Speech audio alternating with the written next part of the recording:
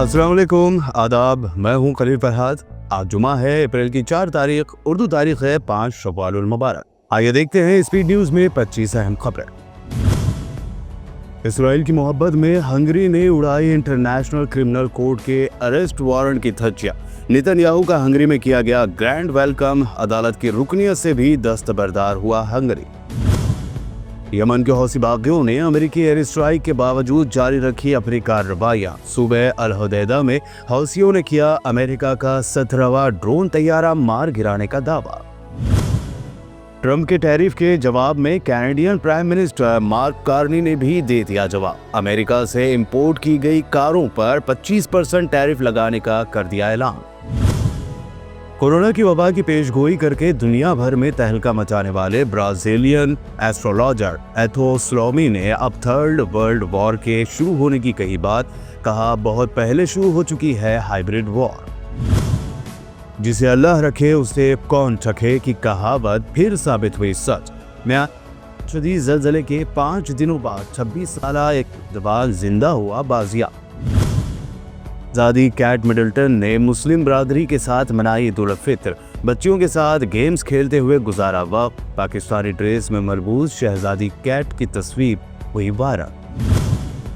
कल आधी रात को वक्फ तरमीमी बिल राज्यसभा में भी हो गया मंजूर। बिल की ताईद में 128 और मुखालिफत में पड़े 95 वोट। सदारती मंजूरी के लिए भेजा जाएगा बिल। किरण रिजिजू ने कहा, वक्फ को होना चाहिए सेकुलर।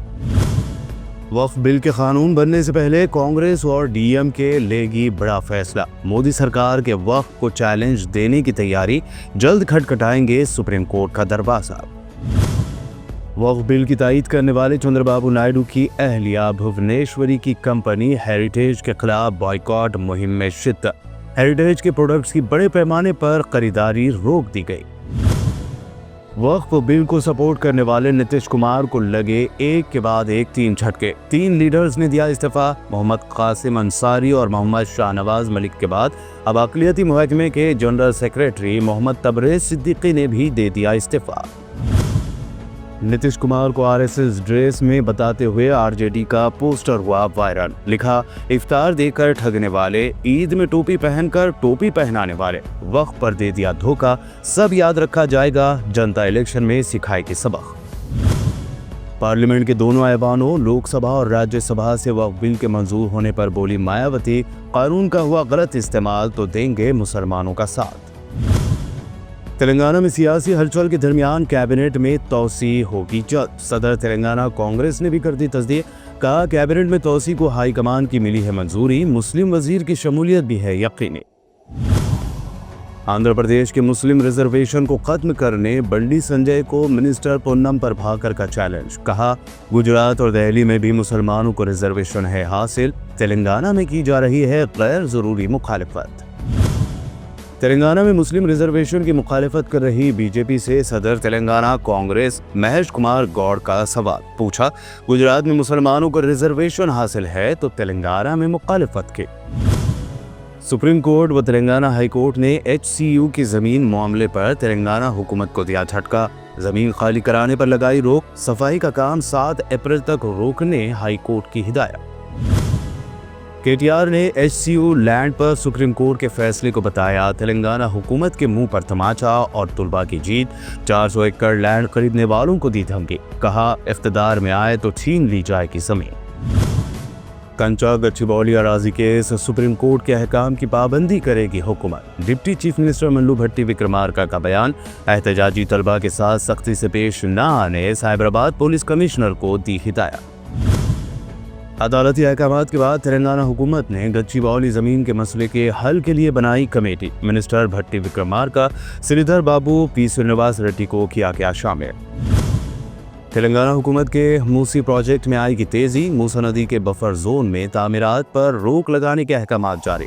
मास्टर प्लान को फाइनलाइज करने तक 50 का 100 मीटर के अंदर किसी नए कंस्ट्रक्शन की नहीं है इजाजत।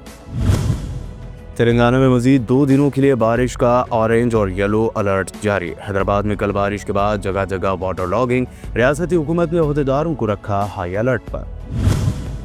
कल हैदराबाद में होने वाली शदीद और तेज बारिश से तारीखी चार मीनार को पहुंचा नुकसान। मीनार का मलबा टूटकर नीचे मंदिर के पास गिरा। ओहदेदारान ने नुकसान कर लिया जायजा। कल शदीद बारिश के बाद हैदराबाद के इलाके करमान घाट में कंपाउंड वॉल अचानक हो गई मुनहदम। जद में आने वाले ऑटो में बैठे 3 अफराद शदीद जख्मी। वाक़े का वीडियो हुआ वायरल। मशहूर बॉलीवुड अदाकार मनोज कुमार का आज सुबह 87 साल की उम्र में हो गया देहांत। पीएम मोदी समेत मारूफ सियासी व समाजी शख्सियात ने पेश किया खराज।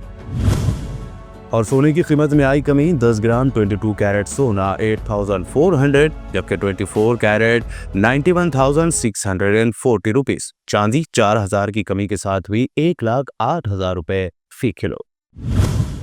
स्पीड न्यूज़ की इस वीडियो को अपने दोस्तों के साथ शेयर ज़रूर करें और हमारे इस चैनल FP यानी फरहाद प्रोडक्शन को सब्सक्राइब करके हमारी हौसला अफजाई भी ज़रूर करें।